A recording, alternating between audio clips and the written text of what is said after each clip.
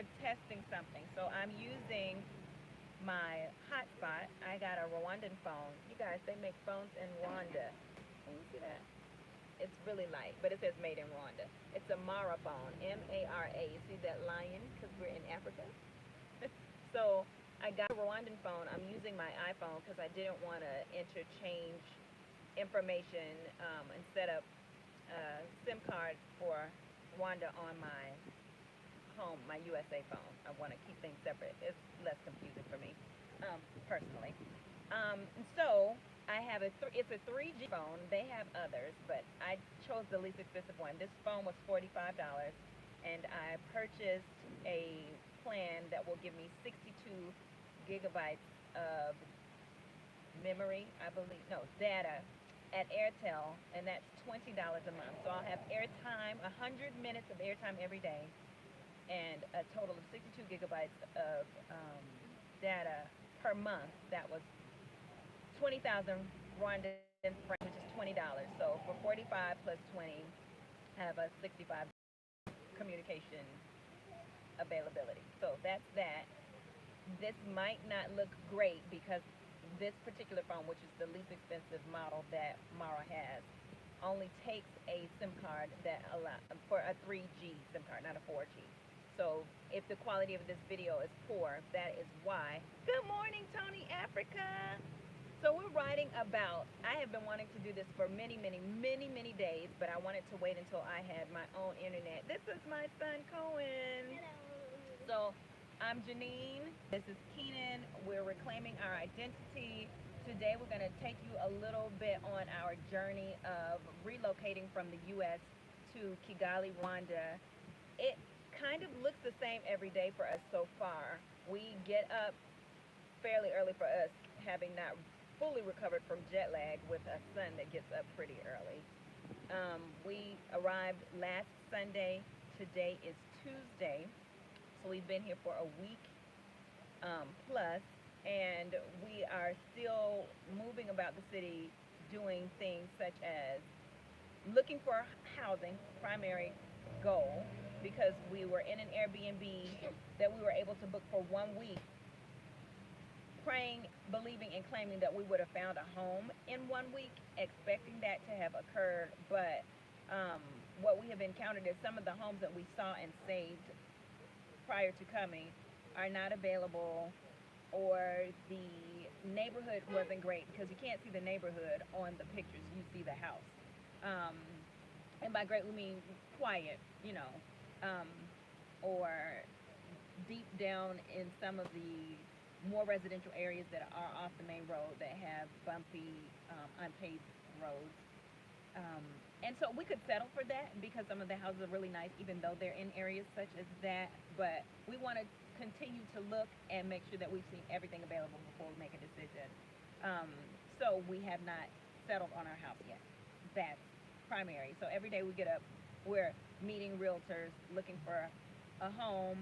We've added banking to the to-do list, which has been a 2-day process because we're not citizens here, so it seems to take an extremely long time.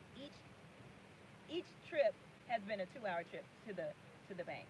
First time seeing our channel, thank you for coming. We've got lots of videos, so you can catch up on the back history of why we moved to Rwanda. Like I said, we've just been here a week plus. This is my second time coming with my husband. Our children's first time coming with us. After we came, we decided this was going to be where we would move. So we've got a long to-do list. We've got banking things to do. So we needed to establish a bank account here in Rwanda so that we could pay tuition and register our children for school. I too live in Rwanda on and off since 2018. Tell us where you moved here from and how things went for you as you transitioned. It's been difficult for us.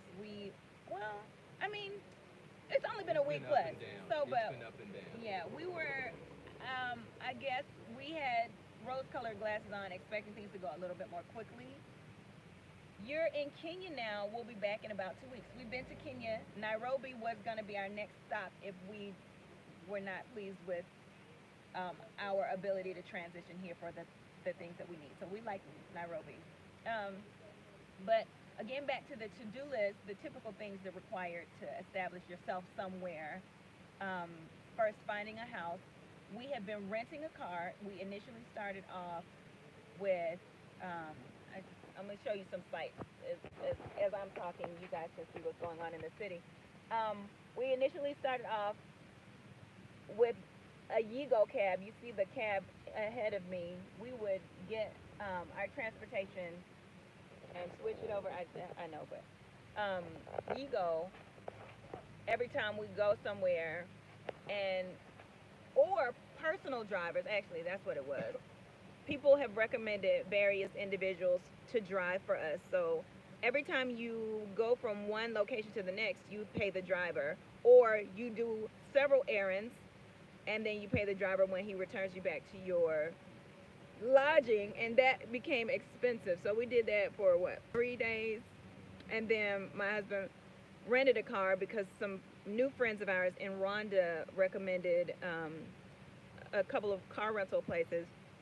They are not your newer model cars. They're a little banged up, dinged up, what have you, and he rented it for 25. You can go a little higher than that and get a nicer car. But our first car was a June bug. It was a hoopty, and we ended up running out of gas because the gas light always stays on, or the gauge did not move up. It didn't work well, so you didn't know if you had enough gas or not. Anyway, so you'll have to see the previous video for that story.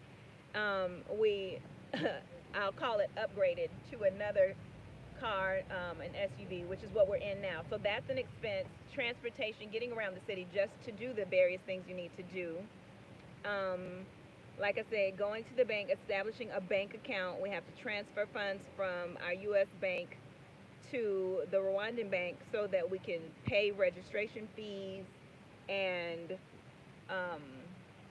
tuition for our children, because you can't pay in U.S. dollar. And also,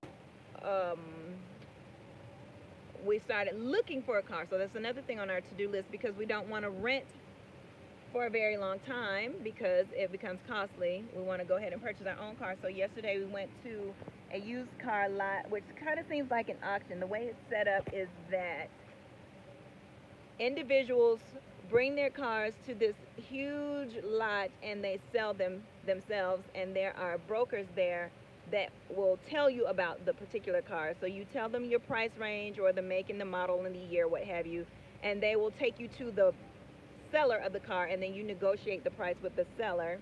These are cars that have been shipped. They've come over from Europe or from Japan or wherever it may be, and these cars are, you know, they were brought by the seller, and these particular cars, they say that it's a place called Majerwa, and it's a place where they say that you know, all of the customs and all of those taxes have already been paid, so you don't have to pay it. So you're just paying that particular individual, the seller, and so all of those things are paid. So which you know, and they tend to be newer cars because they only come in better condition. So these are second-hand cars as opposed to what they say third hand cars, which are the cars that are already local. Third or fourth. It's a lot of traffic this morning. Usually we're moving through by now, but I mean, people are going to work, as you can see them on the moto. That's a very inexpensive mode of transportation throughout Africa. People also ride bicycles on the back, you know, ride on the back of people's bicycles, and that's even less expensive. So anyway, right now we're going to meet a realtor who has found 2 homes for us to see. We've seen several, as I mentioned before, that just have not been the perfect ones. There's one that we saw that we will probably end up with, and we will continue to keep you all posted as we get settled and situated.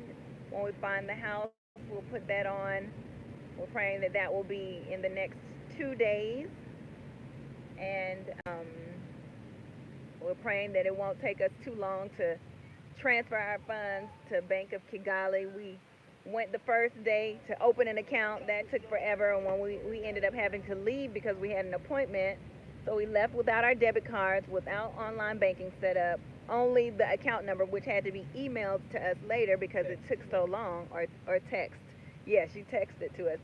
Then we left with the paperwork for our online banking and our debit cards, pre-filled that out, took it to a branch yesterday, waited forever and ever and ever.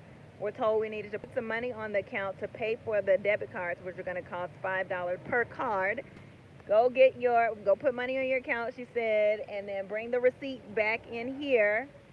We'll see the 2 receipts and give you the 2 debit cards. Well, my husband goes out to save time to an associate out in the outside lobby. Her system goes down, so he was only able to put money on the card for one, and came back in and had to stand in a very long cashier line to put money on the account for another, which was at least 30 minutes in line probably.